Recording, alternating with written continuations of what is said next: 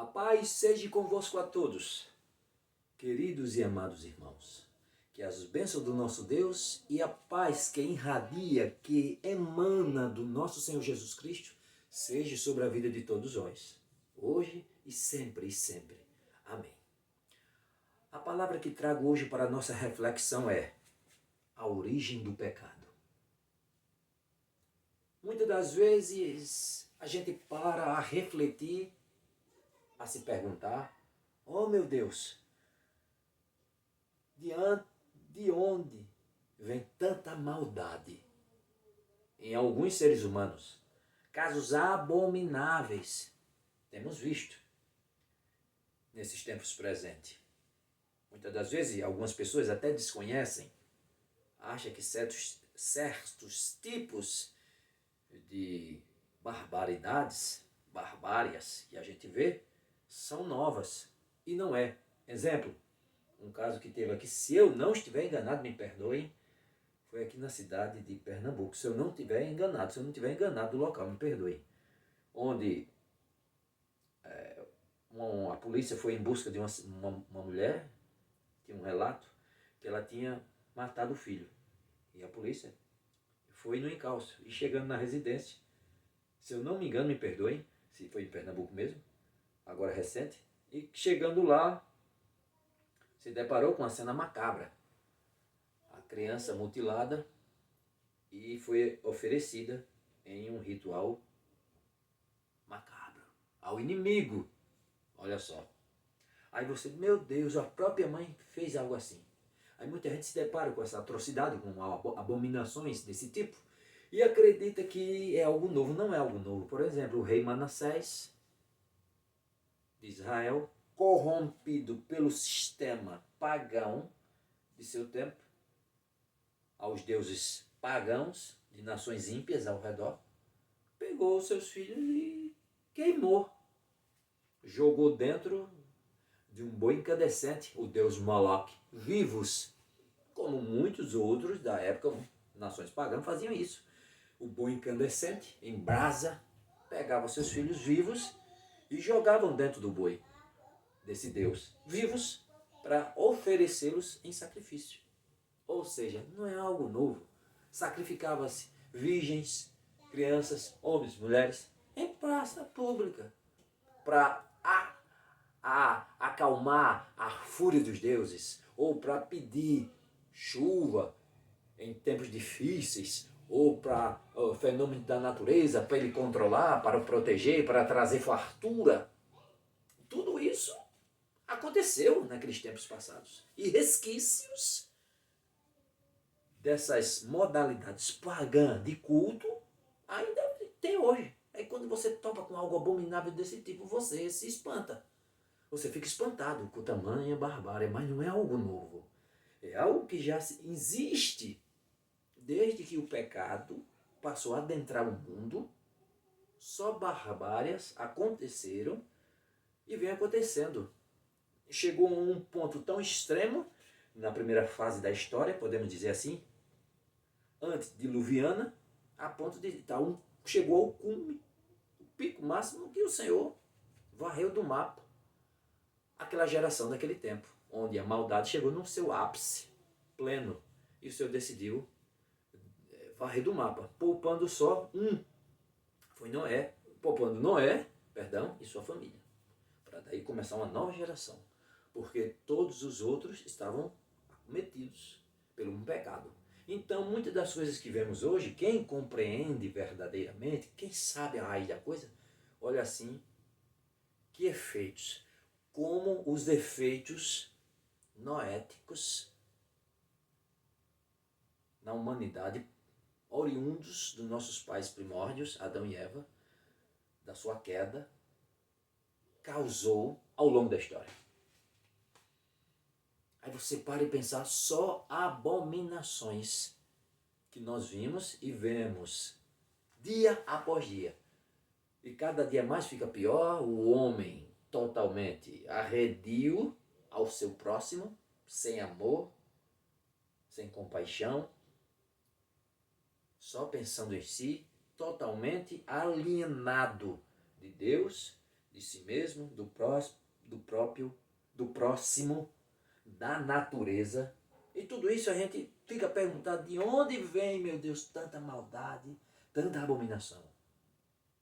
Muitos até chegam a dizer, até irmãos mesmo, eles dizem, é do diabo. Tudo coloca na ficha, na conta do diabo. Tudo, não. O diabo muitas vezes manipula o que há dentro de você e de mim. Porque, querendo ou não querendo, nós herdamos o câncer de Adão, chamado pecado. Nós herdamos as consequências do pecado. Nós não temos culpa por sermos assim, por herdarmos essa característica pecaminosa. Nós não temos culpa, mas herdamos. Isso são as consequências do pecado de Adão, que se espalhou por gerações, causando o que vemos, o que estamos vendo. E tudo é na conta do diabo. Tudo é ele, não. É o que há dentro de você, é o que há dentro de mim. E ele só se aproveita. Quando você, por um instante, se afasta do Senhor, não precisa muito, apenas 1 milímetro, você se afasta do Senhor, você é atacado na hora pelo pior dos seus inimigos. E não é o diabo, não. É o seu pecado. É o seu ponto fraco, a sua fraqueza. Na hora você sucumbe. Porque o homem, a mulher que vivem longe de Deus, alienado de Deus, ele só dá vazão ao que há em sua carne, aos prazeres carnais terrenos. E isso é abominação. E isso é o que há na nossa carne, não há nada de bom. Quando a gente se afasta de Deus, quando a gente vive alienado de Deus, arredio de Deus, indiferente às coisas de Deus, tudo que não presta, a carne é aflorado. E os nossos desejos é só pelos prazeres da carne. E os prazeres da carne e o prazer com o que há no mundo é inimizade com Deus. Porque qual é os nossos desejos? Qual a empáfia? Qual o que se passa na mente do homem? Aí você para analisar. Eu faço o que me der na telha, eu faço o que me dá vontade. Eu quero aflorar a minha carne.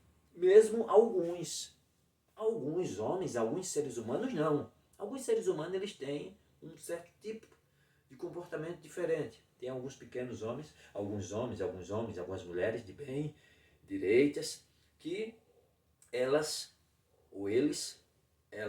eles não partem para certos tipos de comportamento, mas mesmo assim ainda peca. Por uma atitude, por um pensamento, uma raiva diante de certas atitudes e ações provocadas até por certos tipos de crimes hediondos que vemos, a gente fica enfurecido. Eu vi um irmão mesmo, há algum pouco tempo atrás, mais ou menos um ano, ele chegou para mim, uma vez comentando comigo, dizendo que era possível o ser humano viver na Terra sem pecar. É possível viver sem pecar. Eu fiquei olhando para ele, é mesmo, irmão? O seu pensamento parece o pensamento de Pelágio, um monge que viveu nos primórdios da igreja, de onde surge até uma expressão pelagiano, semi-pelagiano, que ele argumentava que o homem, o ser humano, ele pode se salvar pelas suas próprias forças sem necessitar da graça divina. Ele pode se salvar por si mesmo. Ele não precisa da graça divina para se salvar. Ele mesmo, pelos seus próprios esforços, ele pode alcançar a salvação. Olha só, que coisa, né? E esse irmão falou a mesma coisa. Aí eu disse, é mesmo? É possível? É possível. E eu digo, rapaz, não há um que entenda, não há um que faça o bem. Todos estão destituídos da glória de Deus. Todos pecaram e necessitam da glória de Deus. Disse Paulo em Romanos, na carta aos Romanos. E aí?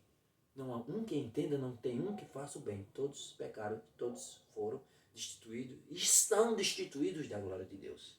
Você faz uma coisa boa e 10 ruins. O que acontece? Tempos depois ele continuava na igreja e tudo, mas chegou e disse assim, foi no tempo dessa confusão toda aí, desses governos de transição, de um partido para outro, governo de um presidente, governo de outro, tal e tal. Aí, não vou estar tocando em nomes aqui, mas ele chegou e disse assim: tá vendo? O candidato A demorou demais. Demorou demais para agir. Era para ele ter contratado um snipe. Era para ele ter contratado um snipe e dado fim a esse cidadão, para que não deixasse esse outro sistema chegar ao poder. Olha só. É possível viver sem pecar? Nenhum ato de desespero ou de a revelia a certas coisas, ele decide agora atirar a vida de outro. Só Deus tem esse poder, só Deus tem a capacidade. Não digo nada para se defender, porque muita gente, muitas das vezes, a gente tem alguns pensamentos equivocados sobre certas situações.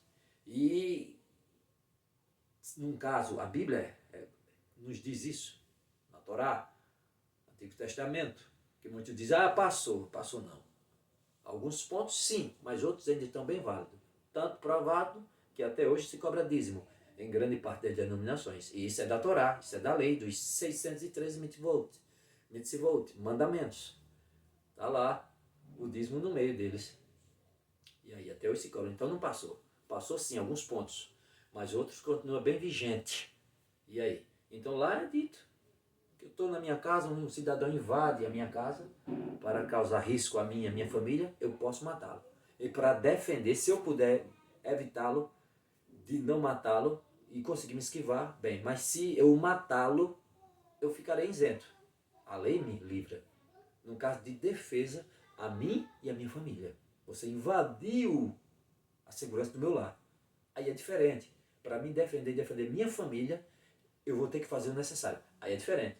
Mas, num caso de um governo, que eu não estou com ele, aí eu torcer, ou se eu tivesse o poder de decisão, pagar um snipe para eliminar o outro, já estou pecando.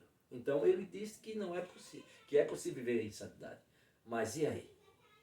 Pensou e imaginou isso. Então muitas pessoas vê que não matam, não roubam, andam certo, andam correto perante os outros e a sociedade, mas uma vez ou outra diante de Deus, eles pecam e cometem pensamentos dessa forma e de outras naturezas. Muitos também acham que pecar, outro ponto crucial, que leva milhares ao buraco todo dia. Muitos acham que pecar é só matar, roubar, dar falso testemunho, ser corrupto, ser beberrão, ser mentiroso, adorar, ter ídolos, não só de pedra, como também ídolos artistas de futebol, artistas do cinema, da música, aquela gritaria toda na porta do hotel, à noite, desde ontem eu estou aqui na porta do hotel. Oxe, vem um artista que eu quero ver muito. E eu chego uns 4, 5 dias antes, ali bem na frente, para ganhar do lugar. E chegando ali na frente, eu uso até fralda, como teve agora num show recente, uso até fralda, para de forma alguma eu sair daqui da frente, para não perder a contemplação ao meu ídolo. Para eu não ir para o banheiro e não perder a vaga, eu já estou usando fralda. Olha só que situação idólatra. Mas muita gente acha que pecado só é essas coisas. E não. Pecado não é só isso. Pecado também é viver indiferente às coisas de Deus. É viver longe de Deus. É viver como se Deus não existisse. É viver como se Deus nunca existisse. Você está em pecado. Você está em pecado. Pecado também é isso. É viver alienado. É viver indiferente a Deus, como se Deus nunca existisse. Você está em pecado. Milhares de pessoas eu vejo nessa situação. Pessoas até que aos olhos humanos, aos olhos da sociedade, é uma pessoa certa. Paga suas contas, anda certa e tal. Mas, em relação a Deus e a qualquer coisa desse tipo, é completamente indiferente. Você está em pecado. Também é pecado isso. Fique sabendo. Mas, pois bem, toda essa situação cômica e abominável que nós vemos ao longo da história e na nossa geração estamos vendo, mas muitos desses crimes, muitas dessas ações sempre houve, mas hoje com a chegada da mídia, ou chegada da internet e de maior apelo, de câmera, de celular e tudo, então temos presenciado coisas que já existem há muitos anos. Só estamos contemplando em nossa geração, mas sempre se ouve. Mas de onde nasce tudo isso? De onde nasce essa situação abominável? De onde nasce? Vamos ler. Gênesis, Bereshit, no princípio, Gênesis 3. Se vocês estiverem com as suas Bíblias, abram aí, vamos acompanhar juntos a leitura. Quem não tiver, pega um celular, ou se não, ouça. Se não, veja aqui para depois você conferir.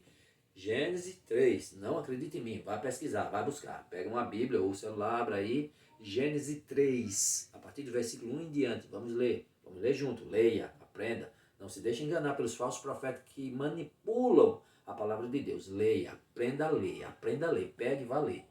Gênesis 3, vamos ler. Mas a serpente, mais astuta, sagaz que todos os animais selvagens que o Senhor Deus tinha feito, disse à mulher: é verdade que Deus disse, não comam do fruto de nenhuma árvore do jardim? A mulher respondeu à serpente: do fruto das árvores do jardim podemos comer, mas do fruto da árvore que está no meio do jardim, disse Deus, vocês não devem comer dele, nem tocar nele, para que não venha a morrer. Então a serpente disse à mulher: é certo que vocês não morrerão, porque Deus sabe que, no dia em que deles comerem, os olhos de vocês se abrirão, e como Deus vocês serão conhecedores do bem e do mal. Vendo a mulher que a árvore era boa para se comer, agradável aos olhos, e árvore desejável para dar entendimento, tomou do seu fruto e comeu, e deu também ao marido, e ele comeu. Então os olhos de ambos se abriram, e percebendo que estavam nus, costuraram folhas de figueira, e fizeram cintas para si. Ao ouvirem a voz do Senhor Deus, que andava no jardim quando soprava o vento suave da tarde, o homem e sua mulher se esconderam. Olha só, começou aí. Se esconderam da presença do Senhor Deus entre as árvores do jardim. E o Senhor Deus chamou o homem e lhes perguntou: onde você está? Ele respondeu: ouvi a tua voz no jardim, e porque estava nu tive medo e me escondi. Deus perguntou: quem lhe disse que você estava nu? Você comeu da árvore da qual ordenei que não comesse? Então o homem disse: a mulher que me deste para estar comigo, ela me deu da árvore e eu comi. Então o Senhor Deus disse à mulher: que é isso que você fez? A mulher respondeu: a serpente me enganou e eu comi. Todo mundo se esquivando. 3:14. Então o Senhor Deus disse à serpente: por causa do que você fez, você é maldita entre todos os animais domésticos e entre todos os animais selvagens. Você rastejará sobre o seu ventre e comerá pó todos os dias de sua vida. Porém, inimizade entre você e a mulher, entre a sua descendência e o descendente dela. Este lhe ferirá a cabeça, ó a promessa, e você lhe ferirá o calcanhar. E a mulher, ele disse: aumentarei em muito o seu sofrimento na gravidez. Com dor você dará à luz filhos. O seu desejo será para o seu marido, e ele a governará. E Adão disse, preste atenção, por ter dado ouvidos à voz de sua mulher e comido da árvore que eu havia ordenado que não comesse, maldita é a terra por sua causa. Em fadigas você obterá dela o sustento durante os dias de sua vida. Ela produzirá também espinhos e ervas daninhas, e vocês comerão a erva do campo. No suor do seu rosto você comerá o seu pão, até que volte à terra, pois dela você foi formado, porque você é pó, e ao pó voltará. E o homem deu à sua mulher o nome de Eva, por ser a mãe de todos os seres humanos. O Senhor Deus fez roupas de peles com as quais vestiu Adão e sua mulher. Então o Senhor Deus disse: eis que o homem se tornou como um de nós, conhecedor do bem e do mal. É preciso impedir que estenda a mão, tome também da árvore da vida, coma e viva eternamente. E aí? Você viu todo o enredo do Gênesis 3, podemos ler aqui, Gênesis 3, dos versículos 1 ao 19. Eu fui até o 22, mas dentro do cume do assunto, Gênesis 3, dos versículos 1 ao 19. Entenderam? Quando você passa a analisar esses 19 versículos, você tira daí lições de grande relevância. Você tira várias lições aí. Você vê o homem se alienando de Deus, ele foge de Deus, ele corre de Deus, foge com vergonha da sua nudez, do seu erro, do seu pecado. Ele foge de Deus. Ele foge, ele começa agora, na hora, quando é cogitado, perguntado por Deus. Deus pergunta não no tocante a porque Deus não sabia. Deus pergunta para ver a confissão, não porque ele não sabia. Eu não sabia, Deus não sabia que ele comeu, eu sabia que ele comeu. Mas perguntou a ele para ver se ele confessava. Pergunta no sentido de confessar, mas Deus já sabia. Então, ele se aliena de Deus, ele foge de Deus, ele agora começa a se esquivar de seus pecados e coloca na Eva, ele não assume a sua responsabilidade, Deus fez ele livre, com capacidades cognitivas de pensar, ele poderia ter se esquivado, não mulher, você comeu do fruto, você desobedeceu o pai, então assuma as consequências você só. Tinha consciência, mas não, ele come e não assume a sua responsabilidade, ele agora quer culpar a Deus, foi a mulher que tu me deste. Foi a mulher que tu me deste. Ele agora que se esquiva e quer culpar a mulher. Ou perdão, ele, é isso mesmo. Ele quer culpar a mulher pela sua decisão. Ele quer culpar a Deus e a mulher. Porque o que ele diz? Foi a mulher que tu me deste. Acaso comeste da fruta que eu te ordenei não comer? Foi a mulher que tu me deste, que me deu e eu comi. Ou seja, ele não assume. Ele começa agora a malandragem do homem. Ele já começa agora a adentrar, é a primeira ação de malandragem. A culpa foi tua que me deu essa mulher. Porque se não tivesse me dado, eu não teria comido. Olha só, já começa a essência, parafraseando aqui a ideia. Foi a mulher que tu me deste, que me deu e eu comi. Se esquivou para se sair de santo. A mulher, por sua vez, agora também faz o quê? Foi a serpente que me seduziu e eu comi. Já se esquiva também. Ninguém... todos são covardes nesse momento. Ninguém quer assumir a culpa. Foi ela, foi a serpente. E aí? Vemos daí alienação à relação a Deus, foge de Deus, relação a si mesmo, se vê nu, incapacitado, em pecado diante de Deus, se esconde, alienado em relação ao próximo, se esquiva da responsabilidade, da consciência dele mesmo, porque ele comeu o que quis, podia ter dito que não, mas não, culpa a mulher, se afasta, cada um por si. Foi ela.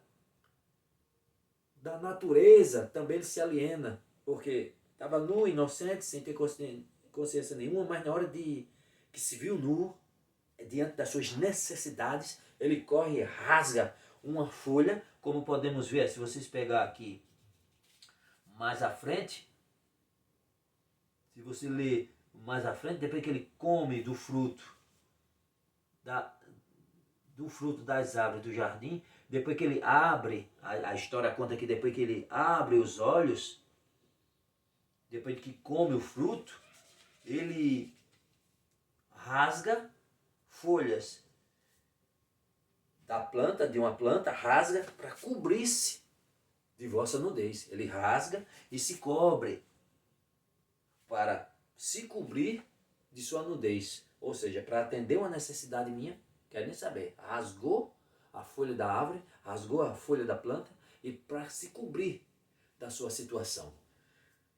4 pontos aí a gente tira, e poderia tirar mais lições. Alienado de Deus, alienado dele mesmo, do próximo e da natureza. Todo esse reflexo, a partir daí, nós não somos culpados. As gerações futuras deles, que vêm deles, não são culpados. Nós não somos culpados pelo que eles fizeram, mas herdamos os efeitos, a consequência noética do pecado. O que vem a ser isso? A palavra noética Ela vem do grego noesis, quer dizer mente, psique, intelectual. Quer dizer o quê? Quando eu coloco essa palavra numa frase como essa, os efeitos noéticos do pecado. Quer dizer que o homem, em todo o seu âmbito, em toda a sua capacidade moral e intelectual, foi afetada pelo pecado. Não há um que entenda, não há um que faça o bem. Todos pecaram e estão destituídos da glória de Deus. Disse Paulo, o bem que eu quero fazer, eu não faço. O mal que eu não quero, esse eu faço. Disse Paulo. O bem que eu quero fazer, o querer está em mim, mas não executar. Olha só, é a natureza. Aí você, como eu disse, para você compreender, você tem que entender toda essa situação, esses 4 pontos. Longe de Deus, muitos não querem saber, o homem não quer saber de Deus. O homem foge de Deus, muitos não querem saber de jeito nenhum, é arredio, agressivo muitas vezes quando toca no nome de Deus, começa a falar a palavra dele, ele é ódio, tem raiva, ele não quer saber, ele é arredio, ele foge de Deus.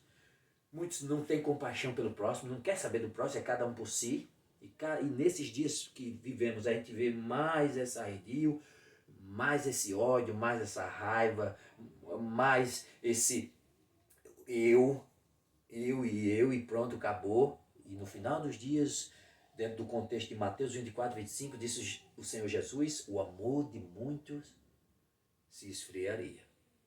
E é hoje isso, cada um por si, longe de Deus, longe do próximo, longe de si mesmo.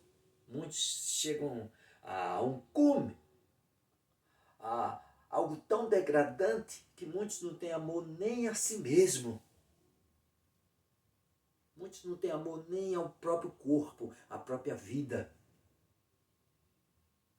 Alienado em relação à natureza, o homem vem devastando e aniquilando a natureza, arrasando, acabando, a ponto de o mundo estar praticamente sem controle por causas do próprio homem, devastando a natureza, causando um aquecimento global, causando uma mudança drástica, arrasando, eliminando, extirpando fontes de recursos naturais de extrema importância para a nossa própria sobrevivência, mas ele não quer saber. Ele está destruindo, é destrutivo, completamente destrutivo. Completamente está o homem, destrutivo, totalmente. A cada dia ele se destrói e destrói todos ao nosso redor.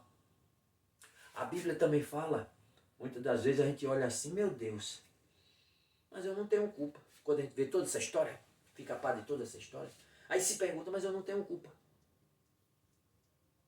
Quer dizer que eu não tenho controle sobre mim? Toda a minha situação mental, intelectual foi corrompida pelo pecado? Quer dizer que eu não tenho escapatória?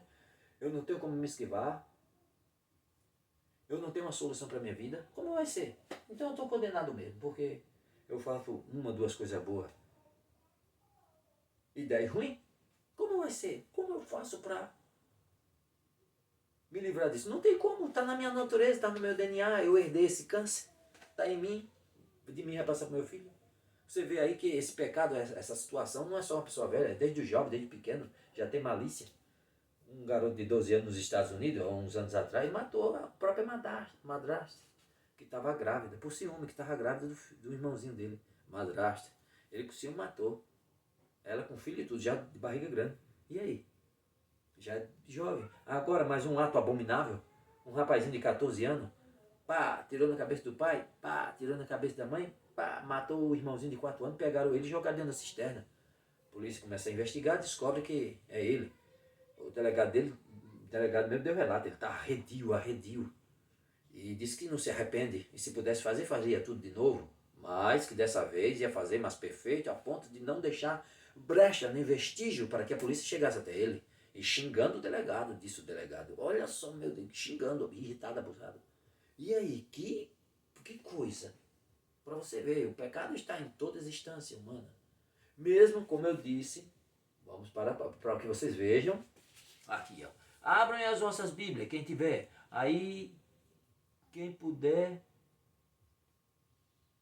Veja aí, ó. Quem puder pegar a sua Bíblia, abre aí. Em Eclesiastes capítulo 7, 20. Vamos ler aí. Eclesiastes 7, 20. Olha só. Para você ver só a situação. Às vezes você olha assim e faz. Como eu disse, mas eu vejo algo desse tipo, eu tenho até medo, meu Deus, de aflorar esse monstro que há dentro de mim. Como eu disse, quando você está junto com Deus, você tem que buscá-lo, o seu espírito. Tem que buscar a Deus, buscar o seu espírito.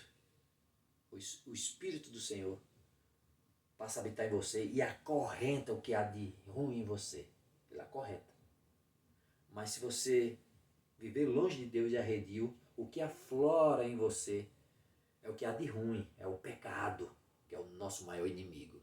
E muitas das vezes, como eu disse, a gente culpa o inimigo. Não, ele só dá um empurrãozinho no potencial que há em você, que há em mim.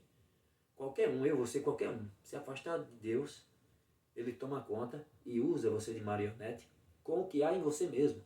O mal, a maldade. Mas muitos pensam diferente. Tudo é ele, foi ele que fez. Não, de jeito nenhum.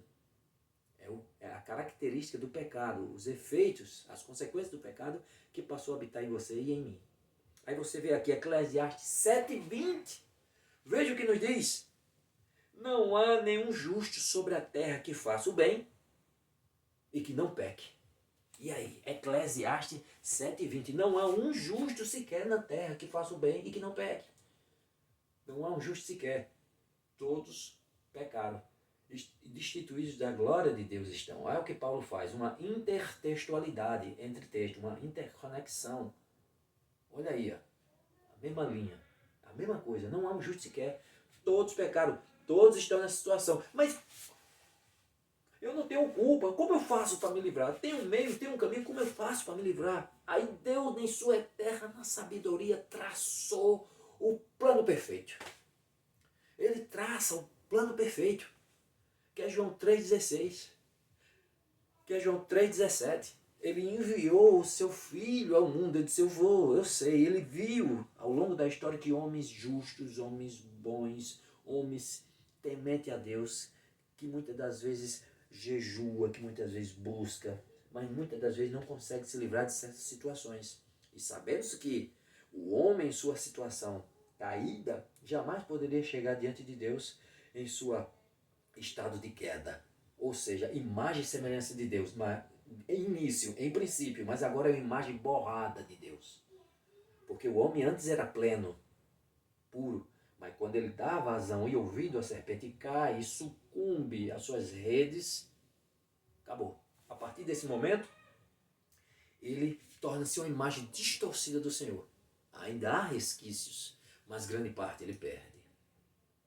Grande parte ele perde. Mas muitos homens clamam, entendem, compreendem e ao longo da história se desesperam e se aperreiam por essa situação. Aí Deus, vendo tudo isso que ia surgir, e tinha gente, tem gente assim, o que é que o Senhor fez? Traçou o plano perfeito, o antídoto, a cura perfeita, a vacina para te livrar de vez dessa situação. Qual?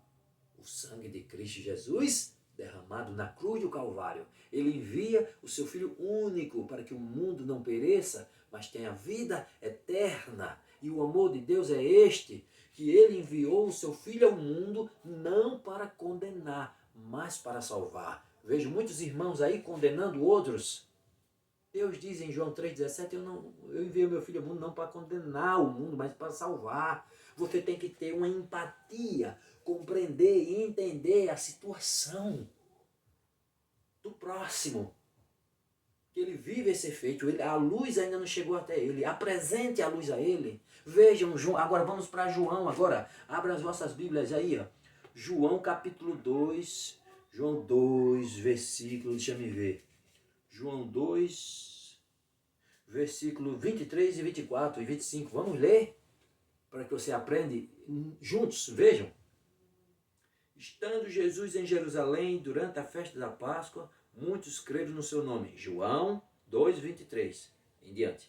Estando Jesus em Jerusalém durante a festa da Páscoa, muitos creram no seu nome.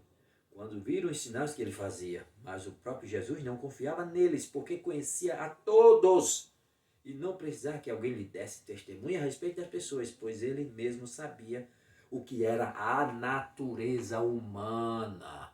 Isso aí estava incluído, aquela multidão que seguia, estava incluído entre eles também os apóstolos, todos juntos.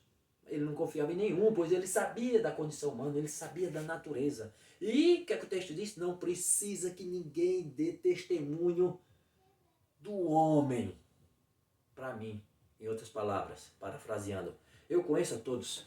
Eu sei da situação pecaminosa que o homem, os efeitos, as consequências do pecado que caiu sobre a humanidade. Foi para isso que eu vim.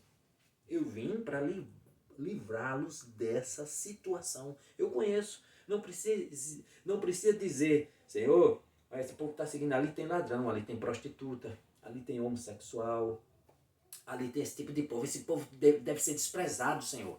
É isso aqui, esse povo deve ser desprezado. De jeito nenhum. Não preciso que ninguém chegue até mim para me dar testemunho de nenhum deles. Eu conheço a situação do homem, eu conheço o homem, eu conheço o coração de todos eles, eu conheço. João 3,17.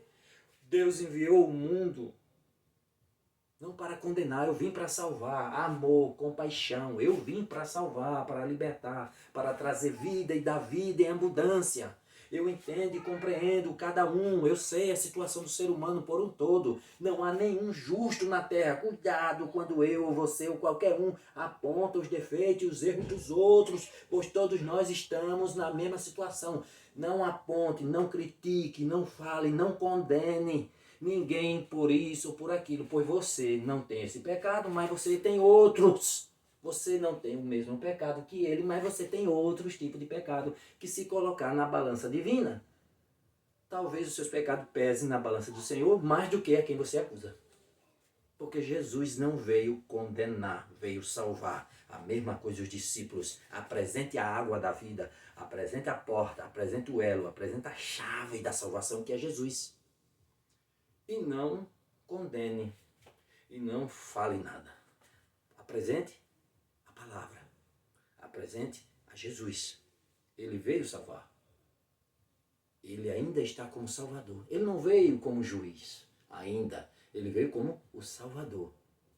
E o sacrifício na cruz do Calvário é o antídoto para te revestir, para que naquele grande dia você chegue diante de Deus e Deus não te veja mais, mas veja o sangue de Cristo sobre você, te limpando, te purificando, e te limpando, te purificando e livrando você da situação que você herdou e toda a raça humana que herdamos, que está em nós desde os nossos primórdios. Os efeitos noéticos, as consequências do pecado que está em nós, a partir de agora, quando você aceita Cristo Jesus sinceramente, de coração, o sangue de Cristo te justifica, te purifica, te limpa, para que você, naquele grande dia diante de Deus, Deus não veja mais você, a sua situação caída, mas veja Cristo brilhando em você. Amém? É isso, meus amados. A situação do mundo hoje, tudo isso é consequência do início. É consequência do início. Cristo Jesus, a cada dia, vem nos chamando, vem chamando você, vem buscando você, vem te chamando. Ele entende a sua situação. Ele entende, você que pode estar me vendo, a sua indiferença para com ele. Ele entende essa consequência. A gente herdou do nosso primórdio. Ele entende. Mas ele mandou a cura. Ele mandou o antídoto. Na figura do seu Filho Cristo Jesus. Que te ama. Que está com os braços abertos. Ele quer te salvar. Ele quer te dar uma nova vida. Ele quer te dar uma chance. Ele quer trazer vida, te dar vida e vida em abundância. Só precisa que você diga, Senhor, eu quero, eu aceito. E Ele estará com você nessa nova caminhada. Amém? Que Deus os abençoe. Que a paz do nosso Deus seja com todos vocês, hoje e sempre. E até a próxima. Se Deus quiser. Amém.